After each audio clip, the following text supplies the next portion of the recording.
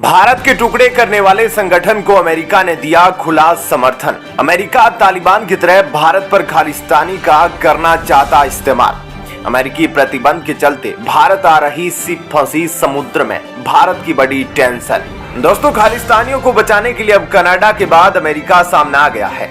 America ने भारत पर गंभीर आरोप लगाए हैं।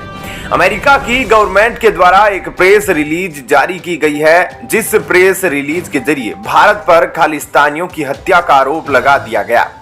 जितने भी स्टेप अमेरिका की ओर से उठाए गए हैं, उसको देखकर साफ पता चलता है कि अमेरिका खालिस्तानियों को बचाने के लिए पूरी ताकत से सामने आ गया है। खालिस्तानियों को बचाने के लिए अमेरिका की खुफिया एजेंसियां 7 महीनों तक भारत पर नजरें बनाई रही। दरअसल अमेरिका में खालिस्तानी आतंकी गुरपवंत सिंह पन्नू की हत्या की साजिश रचने के मामले में न्यूयॉर्क पुलिस की एक चार्जशीट सामने आई है। इसमें एक भारतीय नागरिक निखिल गुप्ता पर पन्नू की हत्या की साजिश का आरोप है। भारत के एक पूर्व सीआरपीएफ अफसर ने इसे पन्नू की हत्या की प्लानिंग करने को कहा था। अमेरिकी खबरों के मुताबिक भारतीय अफसर के कहने पर निखिल ने एक अपराधी से पन्नू के मर्डर के लिए कांटेक्ट किया, लेकिन असल में वह एक अमेरिकी एजेंट था। इस एजेंट ने निखिल की पहचान एक और अंडरकवर अधिकारी से कराई, जिसने पन्नू का मर्डर करने की बात कही। इसके लिए करीब 83 लाख रुपए में डील हुई थी। तो आखिरकार अमेरिका खालिस्तानियों को क्यों बचाना चाहता है? क्या खालिस्तानियों का इस्तेमाल अमेरिका भारत को आगे बढ़ने से रोकने के लिए और भारत के टुकड़े करने के लिए आगे चलकर कर सकता है? दरअसल एशिया में अमेरिका को सबसे ज्यादा खतरा चीन से है, क्योंकि चीन ही दुनिया में इकलौता ऐसा देश है जो अमेरिका को टक्कर देने में काबिल है। पर अगर आने वाले 4 से 5 सालों के बाद अगर चीन के अंदर कोई आपसी टकराव शुरू होता है और चीन बिखर जाता है, तो उसके बाद भारत ही एशिया का वो देश होगा जिसका पूरे एशिया पर कब्जा होगा। लेकिन अमेरिका कभी भी ऐसा आसानी से होते नहीं देख पाएगा। खालिस्तानियों को भारत की ओर से आतंकवादी कहा जाता है, क्योंकि वे भारत के टुकड़े करना चाहते हैं और अमेरिका का इतिहास रहा है कि वह आतंकवादियों को पालने का काम करता है। चाहे अफगानिस्तान का मामला हो, तालिबान को सत्ता में लाने का, या फिर 1971 का भारत पाकिस्तान का युद्ध हो, अमेरिका भारत का विरोध किया था। 1971 में पाकिस्तान युद्ध पर भारत को अमेरिकी चाणक्य किसिंजर जब झुका नहीं सके थे, तो उन्होंने बौखलाकर इंदिरा गांधी को गाली तक दी थी। किसिंजर 70 के दशक में अमेरिका के सबसे महत्वपूर्ण कूटनीतिक विशेषज्ञ थे। वह चाहते थे कि भारत की सेना पूर्वी पाकिस्तान में दखल ना दे, जिसके लिए उन्होंने तत्कालीन प्रधानमंत्री इंदिरा गांधी पर दबाव बनाने की कोशिश की, लेकिन इंदिरा गांधी ने उनकी एक नहीं सुनी।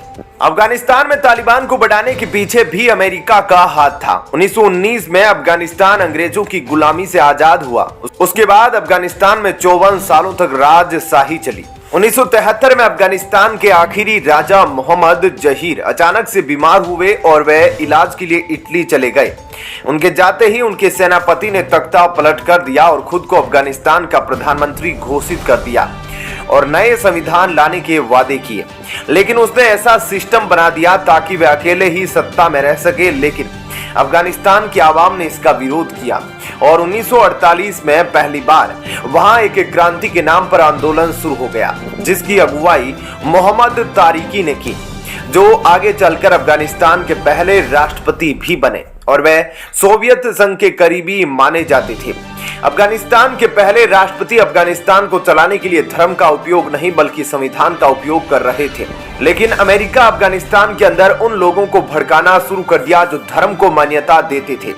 इसी में एक संगठन तालिब का था। तालिब का अर्थ होता है छात्र। इन्हें हथियार और फंड पहुंचाने का काम अमेरिका ने किया, जो आगे चलकर यही तालिब संगठन तालिबान बना।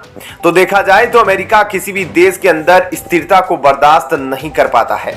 अमेरिका के द्वारा भारत पर लगाए गए आरोप कितने सही और कितने गलत है, यह तो वक्त बताएगा। लेकिन अगर अमेरिका खालिस्तानियों को बचाने के लिए आगे आता है, तो यह कहीं ना कहीं आगे चलकर भारत के अंदर अस्थिरता पैदा करने के लिए बीज बोने का काम कर रहा है। पहले ही कई सालों से खालिस्तानियों के आतंकी कार्यों से भारत परेशान है। ऐसे में अगर अमेरिका का उपयोग खालिस्तानियों को मिलता है तो यह भारत के लिए बहुत बड़ा खतरा बन सकते हैं। कनाडा के बाद अमेरिका ही वह खालिस्तानियों के छुपने का सबसे महत्वपूर्ण जगह है जहां पर खालिस्तानी निडर होकर रह सकते हैं। वैसे जैसे ही अमेरिका ने भारत पर आरोप लगाया है, उसके बाद कनाडा की ओर से भी भारत को घेरना शुरू कर दिया है। जस्टिन ट्रूडो कह रहे हैं कि हमने तो पहले ही कहा था कि भारत खालिस्तानियों को निशाना बना रहा है, भारत के इशारे पर ही खालिस्तानियों को मारा जा रहा है। तो अब सवाल यहाँ पर यह है कि क्या जिस प्रकार से कनाडा और भारत के बीच खालिस्तानियों को लेकर रिश्ते कमजोर हुए, फ्लाइट तक रोक दी गई, तो क्या अमेरिका के साथ भी ऐसा हो सकता है? तो ऐसा बहुत कम चांस है, क्योंकि ये जो अमेरिका की ओर से अब खुलासा हुआ है, इस तरीके की जानकारी अमेरिका को बहुत पहले मिली थी और अमेरिका के द्वारा जारी किए गए प्रेस रिलीज में बताया गया था कि मई 2023 में इन सब की इनपुट अमेरिका को मिल गई थी। लेकिन उसके बावजूद भी अमेरिका और भारत के बीच मीटिंग के दौरान सिलसिला जारी रहा। अभी हाल ही में अमेरिका के रक्षा मंत्री, अमेरिका के विदेश मंत्री भी भारत का दौरा कर चुके हैं और कुछ महीने पहले ही प्रधानमंत्री मोदी भी अमेरिका की स्टेट विजिट पर जा चुके हैं। जबकि अमेरिका के द्वारा जो आरोप लगाए गए हैं, इसकी जानकारी अमेरिका को कई महीने पहले से थी, यानी कि भारत और अमेरिका के रिश्ते इन खालिस्तानियों के चलते अभी फिलहाल कमजोर होते नहीं दिख रहे। लेकिन आगे क्या कुछ होगा, इस पर अभी कहना जल्दबाजी होगा। बहरहाल दोस्तों, यह तो थी वीडियो की पहली खबर। अब आइए आपको दूसरी खबर के बारे में भी बताते हैं। दोस्तों, पिछले एक साल से भारत बड़ी मात्रा में रूस से क्रूड ऑयल की खरीदारी कर रहा है, लेकिन कभी भी ऐसा देखने को नहीं मिला है कि रसिया से कोई क्रूड ऑयल की सप्लाई भारत आई हो और 10 दिन से ज्यादा का समय गुजर जाने के बाद भी सिर्फ समुद्री तट पर ही गश्त लगा रहा हो और अभी तक भारत में उसकी एंट्री की मंजूरी न मिली हो। लेकिन इस बार ऐसा ही कुछ हो रहा है। दरअसल लेटेस्ट मीडिया रिपोर्ट्स के मुताबिक सेंचुरी नाम का एक शिप साउथ अफ्रीका के रास्ते रूस से क्रूड ऑयल को लेकर भारत आ रहा था, लेकिन यह भारत से 1600 मील की दूरी पर ही 10 दिनों से चक्कर काट रहा है और अभी तक भारत ने क्रूड ऑयल की सप्लाई की अनुमति नहीं दी। अभी तक भारत की अथॉरिटी यह तय नहीं कर पाई है कि हमें यह क्रूड ऑयल लेना चाहिए या नहीं, क्योंकि अमेरिका के द्वारा रूस पर लगाए गए प्रतिबंधों को और बढ़ा दिया गया है। इसलिए सेंचुरी जहाज पर मौजूद क्रूड ऑयल को भारत में उतारना भारत के लिए मुश्किल पैदा कर रहा है। ग्लोबल ऑयल प्राइस कप की वजह से भारत को काफी परेशानी हो रही है, क्योंकि इससे भारत को क्रूड ऑयल सस्ता तो मिल रहा है, लेकिन जिन ऑयल टैंकर शिप से भारत को क्रूड ऑयल सप्लाई हो रहा है, उन पर भारत को सावधानी बरतनी पड़ रही है, क्योंकि भारत ने अगर गलती से भी किसी ऐसे शिप को भारत में एंट्री करने की परमिशन दे दी जिस पर अमेरिका ने प्रतिबंध लगाए हैं, तो भारत और अमेरिका के रिश्ते खराब हो सकते हैं। बहरहाल दोस्तों, इस खबर में इतना ही, लेकिन आप इस वीडियो को लाइक और चैनल को सब्सक्राइब जरूर कर ले। जय हिंद, जय भारत।